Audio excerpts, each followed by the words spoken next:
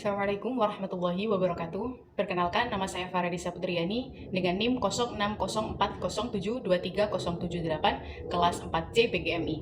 Di sini saya akan menjelaskan tentang strategi inovatif dalam pembelajaran istimak dan kalam bagi siswa MI. Untuk pembelajaran istimak sendiri, saya menggunakan teknik storytelling, dan untuk pembelajaran kalam, saya menggunakan teknik role playing. Yang pertama yakni teknik storytelling dalam pembelajaran istimak. Pengertian teknik storytelling. Storytelling terdiri atas dua kata, yaitu story yang berarti cerita dan telling yang berarti penceritaan. Menggabungkan dua kata storytelling berarti penceritaan cerita atau menceritakan sebuah cerita. Selain itu, storytelling disebut juga bercerita atau mendongeng. Storytelling merupakan usaha yang dilakukan oleh pendongeng dalam menyampaikan isi perasaannya, buah pikiran, atau sebuah cerita kepada anak-anak secara lisan. Selanjutnya yaitu langkah-langkah dalam teknik storytelling. Untuk langkah-langkah pembelajaran dengan metode storytelling terdiri dari 3 tahap. Tahap yang pertama yaitu tahap membuka dan mengawali kegiatan. Dalam tahap ini, guru dapat menceritakan atau memberi tahu sinopsis cerita, dan guru juga dapat menyampaikan kesiapan siswa dalam mendengar ceritanya, dan guru juga dapat memberikan informasi tentang tokoh-tokoh yang akan muncul dalam cerita. Dan yang keempat itu, guru juga dapat mengawali cerita dengan menggambarkan tempatnya, menggambarkan waktunya, dan ekspresi emosinya. Tahapan yang kedua yaitu tahap saat bercerita. Guru dapat mendorong siswa untuk merespon atau mengomentari pada bagian tertentu. Kemudian guru juga dapat memantau siswa dengan pertanyaan untuk memperdalam pemahaman cerita siswa. Kemudian guru juga dapat memberikan kesempatan kepada siswa untuk menginterpretasikan cerita, dan guru juga dapat menerjemahkan kata-kata yang sulit.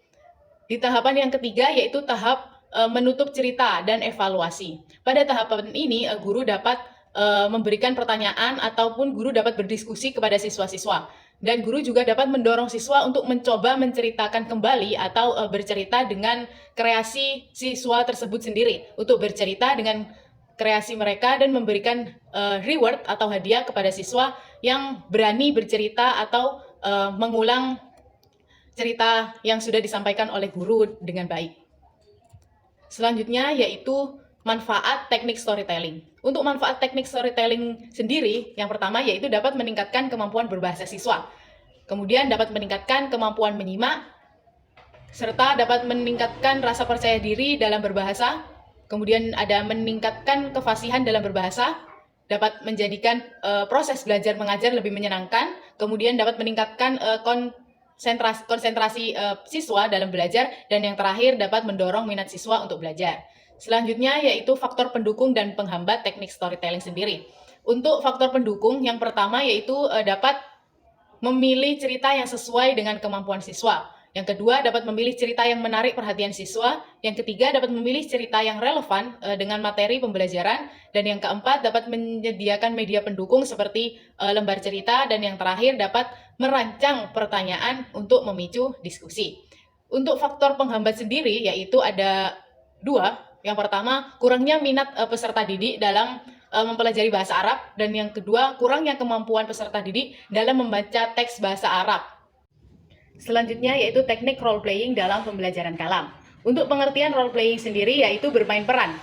Role playing adalah sejenis permainan gerak yang di dalamnya ada tujuan, aturan, dan entertainment. Metode ini adalah metode yang melatih peserta didik dalam berbicara atau kalam.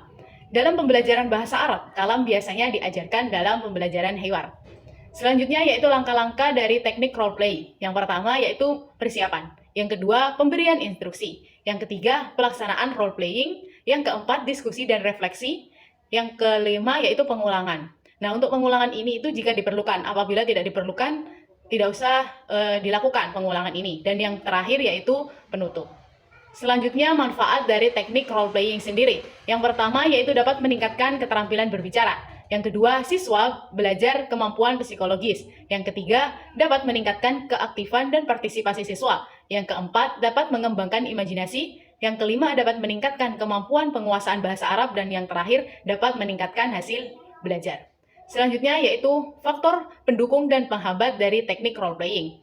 Untuk faktor pendukung, yang pertama dapat meningkatkan keterlibatan siswa, yang kedua dapat mengembangkan keterampilan sosial, dan yang ketiga dapat meningkatkan pemahaman konsep, yang keempat dapat melatih keterampilan berbicara, dan yang terakhir dapat meningkatkan kemampuan berpikir kritis. Untuk faktor penghambat sendiri, yang pertama yaitu satu, siswa masih memiliki rasa malu dan takut. Yang kedua, kurangnya persiapan dari teknik role playing. Yang ketiga, kurangnya manajemen waktu, dan yang terakhir ada perbedaan tingkat kemampuan dari siswa satu ke siswa lainnya.